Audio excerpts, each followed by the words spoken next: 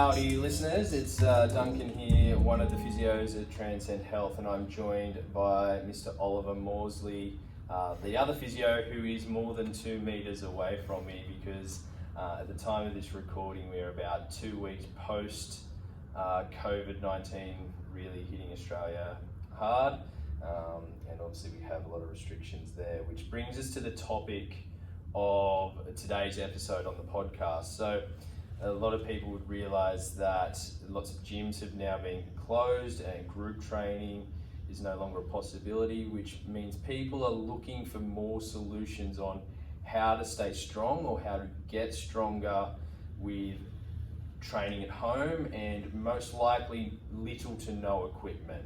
So we're going to toss around what you should be doing with your strength training rather than just doing 100 reps of a squat, which is what we're kind of seeing a lot of from the population at the moment, and it's just not hitting the mark in terms of strength training. Yeah, so it's just not quite providing a strength stimulus, I suppose. It's good to, chew up some energy and get something done, feel like you've achieved something physically, but if you're looking to build some specific strength, or at least to keep your strength gains as you go through this turbulent period and want to get back into the gym, need to sort of rethink that kind of structure of 100 repetitions of a particular exercise without a break.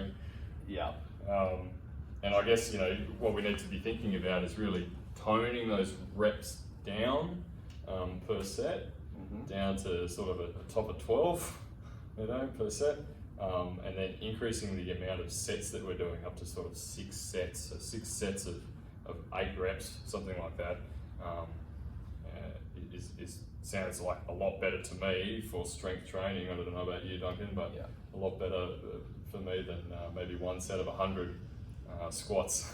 Yeah, exactly. And that's kind of how strength training's set out anyway. It is in those sets and reps that are lower in the numbers and can be a bit more in the amount that you do. So now that we've kind of addressed that and what we kind of look for with our prescription of sets and reps with strength training, the question is now, okay, well, if I'm only doing 6 repetitions of an exercise, how do we make it challenging so we get a strength stimulus? Yeah, exactly, and that's really important because we want it to be challenging and want those 6 reps or 8 reps or whatever we've chosen to be challenging, because if you're finishing the set and you're like, oh yeah, I had another 50 left in the tank, well, we need to change something, because that's, again, there's not going to be enough load in the exercise. The exercise is not going to be difficult enough in order to provide a stimulus for change, a stimulus to get stronger. Yeah. So, yeah, there's a number of ways we can do it, but essentially what we're talking about here is improving the load and progressively overloading. A common term we use in strength training, progressive overload, in order to create strength change or strength adaptation. Improving someone's strength requires a progressive overload over time. You want to tell us about how that sort of looks like in a sort of an example? Yeah, for sure. So traditional example is obviously doing barbell squats or something like that, where you would put an extra couple of kilos perhaps on the bar, every couple of workouts or every workout. That's the most common way that people think about it, and obviously the most easy way to do it. But if we're looking at pure body weight training with no equipment, becomes a bit harder. You can't just add weights, right? Exactly. You're not just going to put on 5 kilos of body weight and have progressive overload. Well, you could, I suppose. Yeah, a lot of eating and probably not healthy. Yeah, probably not healthy. Not what we're going for. So if we know that we're looking for these sets and rep ranges, and we know that we're looking for progressive overload, what are some of the other things that we can manipulate to make our muscles work harder? Yeah. So one of those is it's straight from physics, and it's what we would term changing the lever arm. Okay? So what I mean by that, let's say you hold a kilo of weight out in front of you with the arm really long. It's much harder to hold that there than it is close to your chest. Absolutely. Yeah.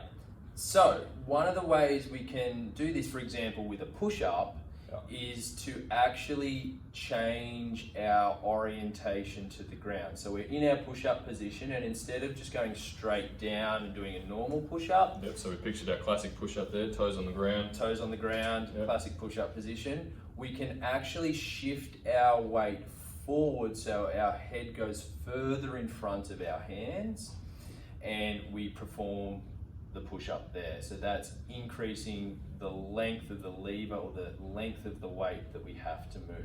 Yep. And that's one way of making You're talking about a planche push-up there, right? Yeah, so in gymnastics that would be a planche push-up.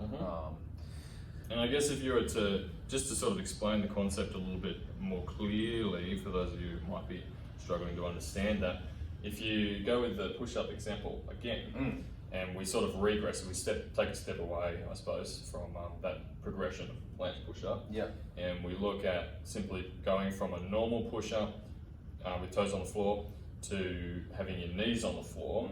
There's a shorter lever arm, and it becomes easier to do push-ups when you've got your knees on the floor. Correct. Right?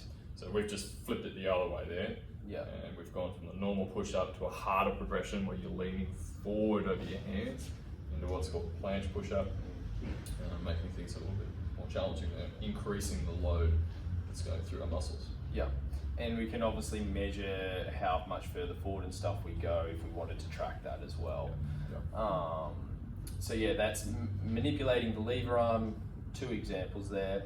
Another example, we'll stick with push-ups here for the moment, is now looking towards unilateral work or one-sided work. So we go towards a one-arm push-up variation. Getting pretty hard now. Now we're getting pretty hard. One-arm planche push-up. One-arm planche push-up, yeah, That's wow. your 2020 goal. If we're all stuck inside, what else are you going to work towards?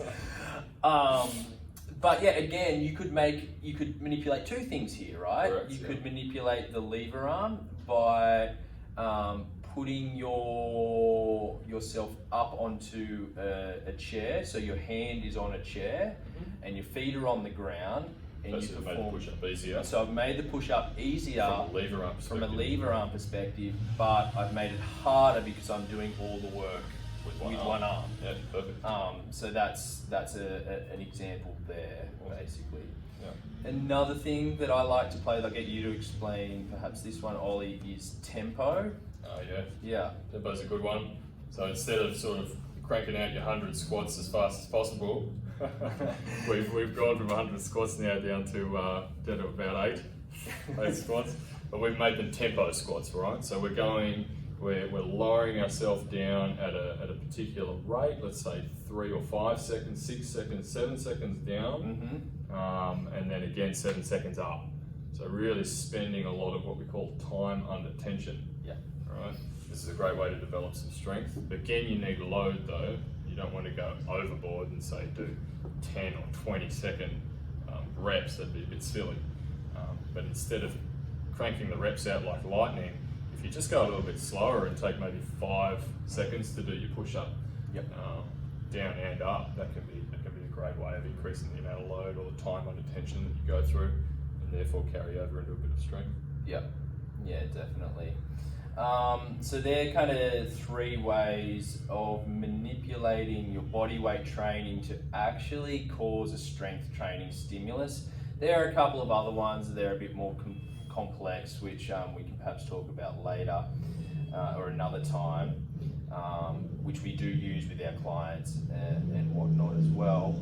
But I think that's probably enough to get some of you guys started at home in understanding how you can make things difficult without just picking up extra kilos and doing it that way. And don't forget, you could use some of the equipment that you've got. I'm sure some people listening would have, some lightweights and be thinking, oh, well, I've got some lightweights, but how am I going to make that more challenging? Well, again, you use the same kind of concepts, the time under tension or the tempo, lever arm.